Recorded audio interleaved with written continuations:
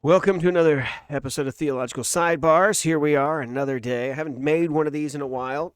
Just, things get difficult, get a little bit busy, especially getting in here, and there are a lot of new people to meet, a lot of things to get on to. And then, look, I have way more fun with Andrew Marquez doing these than I do by myself. But here we are. One thing I've been trying to think about is like, how do I want to do something a little bit different, right? Yeah, those of you who maybe know me, if you don't, I love news. I love, politics. Those are all fun for me. And I've always thought about like, okay, how do I do this together? How do I do things that I think are like, I love things about the Bible and how do I bring these ones together? And so, I thought about, I'd just try my hand at something that I think would be a little interesting to try.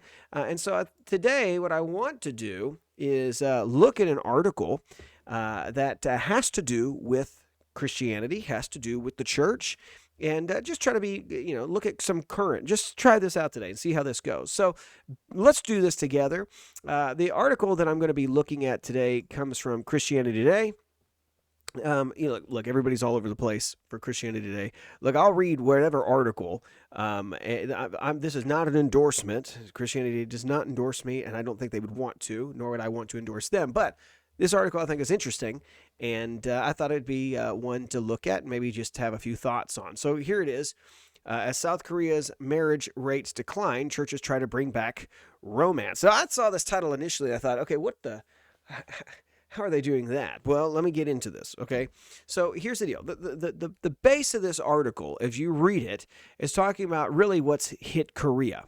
And one of the things that's happened in South Korea is that we're seeing that essentially that marriage rates have declined. And what was shocking to me at first, the first time I read through this, I didn't really think there was much to it. But here was the piece that got me, right. It says less than half of the country, and I'll start with this. We'll just go back to this part here. Time that not as important in South Korea because of its individual and communal impact. And it signifies a person's contributing to nation building and the continuation of a family name through childbearing. So I get that, right? So you need families, you need to build the nation. And then also there's that piece of, do I want my family name to continue on? And a lot of those countries, you see, those names mean something. But here we go. But marriage rates are slumping. Less than half of the country's citizens aged 13 and now older believe that marriage is a must, according to November 2022 survey. Marriage registrations hit a 20-year low in 2020. And you could say, okay, 2020, COVID, of course. So that may not mean months. But this is the one that's crazy. And the country's fertility rate dropped 0.78 last year, the lowest in the world for the past 3 years. Like that's nuts, right? To say that that they have a record, right, which is the lowest in the world. They have the lowest fertility rate. Okay, so you understand this, and I'll just stop with this just a second. Like, there's a huge debate out there, and I don't think it's really that big of a debate. But overpopulation is something I think is worth looking into and reading. There are a lot of people who say we're too populated and we shouldn't have any more children, things like that. But I think there's a lot of good stuff to read out there to show that is actually pretty flawed, and that the world is not overpopulated. Now, we might have big overpopulated cities, and we're not taking care of that. But one thing I think is important to recognize is that God has designed this planet in mind. First things He says, be fruitful and multiply. I think that's important, right? That's part of what it means to come together. But you do see that the way that God has designed humanity is that as populations increase, so does our capacity to take care of our population, right? Like, we would not 100 years ago be able to support the kind of populations that we have now because of the infrastructure. And as we grow, as technology increases, we are also able to better take care of that. So I think not only is that I think a crazy argument to get all worried about those things. I think it is worth your time that you should do some looking at that and recognize, I don't really think we do have that. So look into that sometime and have a read. But notice what we're happening though, and here's what's crazy, is because there's been a big push, where we have de-emphasized. Now there's probably a whole bunch of reasons for that, but you'll see that we have overemphasized overpopulation, and so people now are taking it upon themselves for whatever reason. One of them might be, and there's this whole movement that does this because of the planet. I'm not going to have kids. I'm not going to do that anymore. That's one piece. But then there's the other piece, which I think has just hit so many more normal, like everyday people, which is, it's just, what's the point? Why do I need marriage? Why do I need kids? And I think that's what is probably more what we're seeing in this article. So we're seeing that that they're starting to reap this, and people don't understand that once you see you hit a rate where population declines, that's not something to applaud by, because what that means is at some point you're not going to have a population to support the older population. You're not going to have anything left to help keep your civilization moving. And that's where a lot of these articles are coming from in the future. That's a whole nother side. Let's keep talking about this, because I think this is what I want to talk about. It's the church piece, right? Is recognize this. So here's what we're seeing. Now, here's what I like. Not only is South Korea is having to deal with the fact that now they're saying 65% see that cohabitation is totally cool. You don't even need that to get married.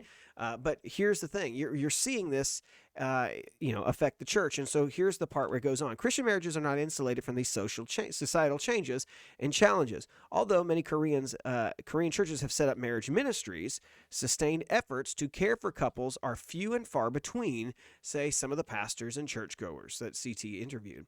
The Korean Family Ministry Association, comprised of more than 50 family ministry organizations and large churches, holds family-focused fairs and seminars. Onuri Community Church, a mega church based in Seoul, regularly organizes a variety of premarital and marriage mentoring programs to incentivize married believers to have more children. The Daegu Dongshu Church in the city of Daegu gives couples who bring their children to its child dedication services $1,000 gift, and other churches have offered couples a sponsored trip to Israel with their senior pastor. And so then it goes on to talk about, so the church is trying to do something about it, from what they're teaching, and then the article just begins to talk a little bit more about, the church is trying to take a little bit more of a holistic approach too, that there should be a focus on those single families. There should be a focused on like trying to help sustain marriages so that they don't end in divorce, and then also to deal with those singles, right, who are there, who either aren't married yet and they want to, or have no desire. And so how do you interact with them? And so you can go read the rest of that article if you want to look at that. But I do want to talk about this for just a second. Like, what should the church do? Should the church have a role in these things, right? Should the church be looking at it and saying, yeah, we should try to play a part in fixing some of this stuff? I think if you're like me, you might have just kind of grown up in a place where you just kind of see, no, that's the world, that's what happens. And so we kind of like circle the wagons and we do our own thing here. But should there be a place for the church to try to be involved, to try to promote marriage to those outside the church, to promote childbearing outside the church, right? Look, one thing I'm going to say this is, governments are already starting to try to figure this out, and they're trying to say we have to promote childbearing. Like, you'll see that they got rid of the one-child policy in China. You're seeing some countries now they're giving credits to having children, right? Because they recognize they have to do this. But let's throw economics out of this. Maybe a good question that we need to have is, does God want Christian families to have children? Have you thought about that before? We just begin with us. I mean, think about what we teach at church. And that's part of what goes on in this article too, is it talks about like what is actually being taught there. And so is it important for the church to talk about, family? Should it talk about the importance of kids? Now, I know some people will say, you're going to alienate people if you start talking about having kids, because there's a set of people who don't. But you know what? Let's talk about the ones who who have kids right now, or who are married and don't have kids, right? Look, not everybody can have kids. I get that, right? But what's a kind of a Christian or a theological view of children? Should there be a view of children, a theological view of children? And I would say, absolutely, yes, there should be a view of children, that we should have something to say about kids.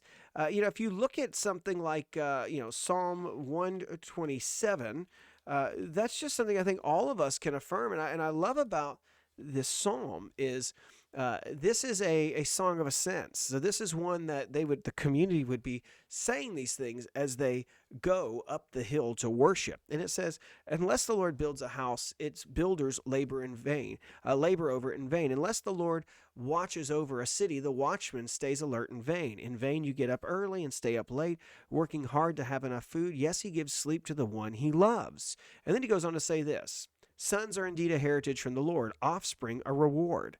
Like arrows in the hand of a warrior are the sons born in one's youth. Happy is a man who has filled his quiver with them, and they will never be put to shame when they speak with their enemies at the city gate.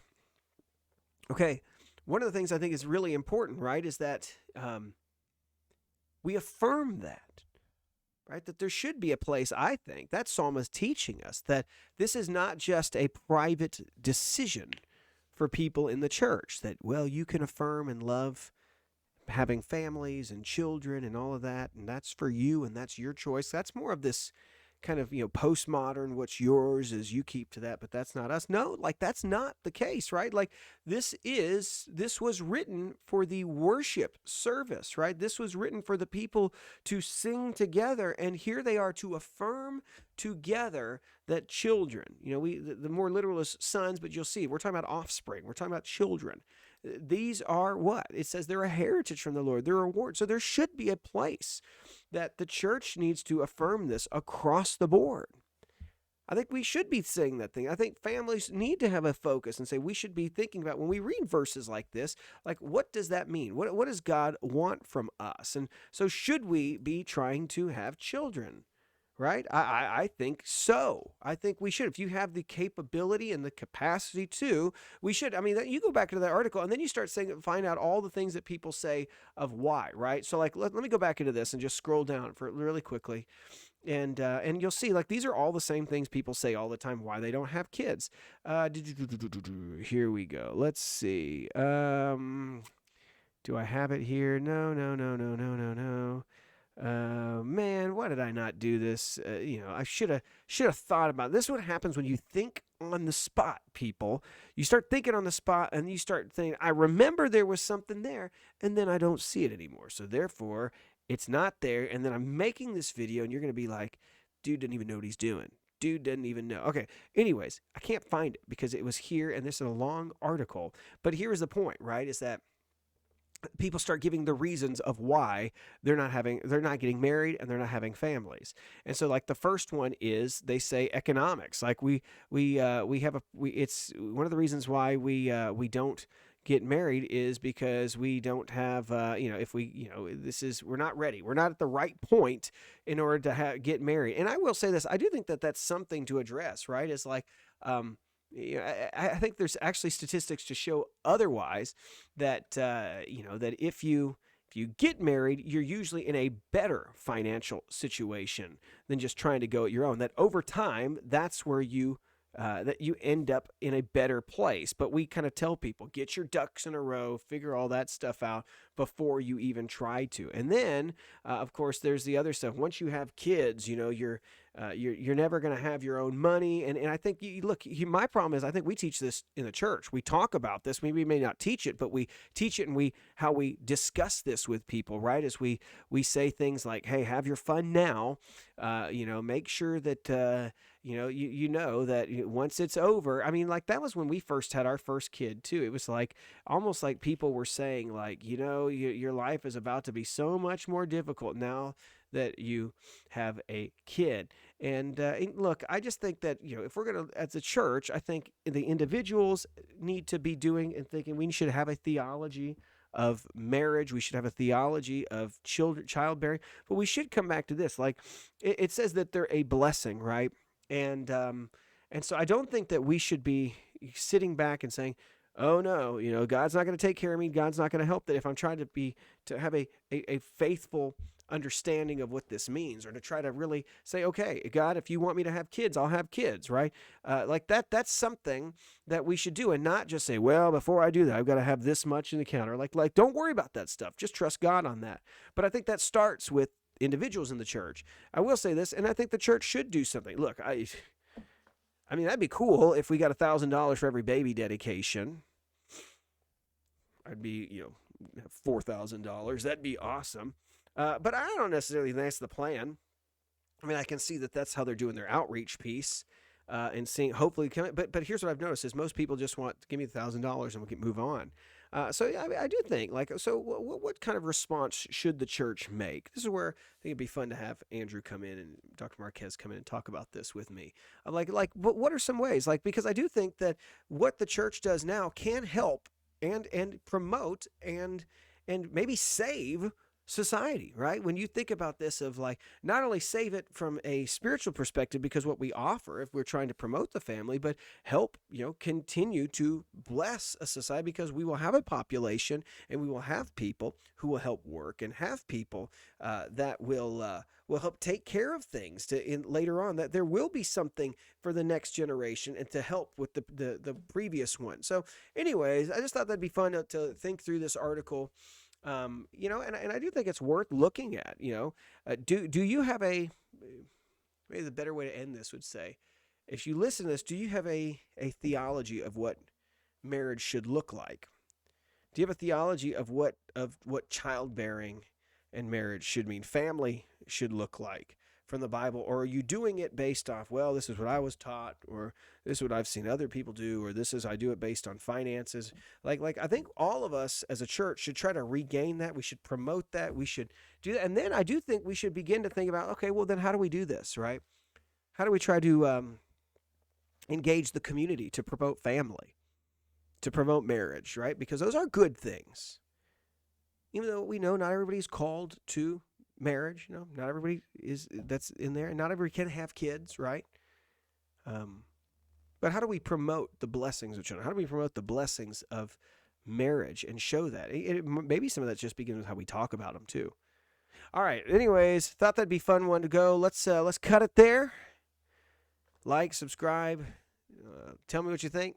All right, we'll talk to you guys later. Bye-bye.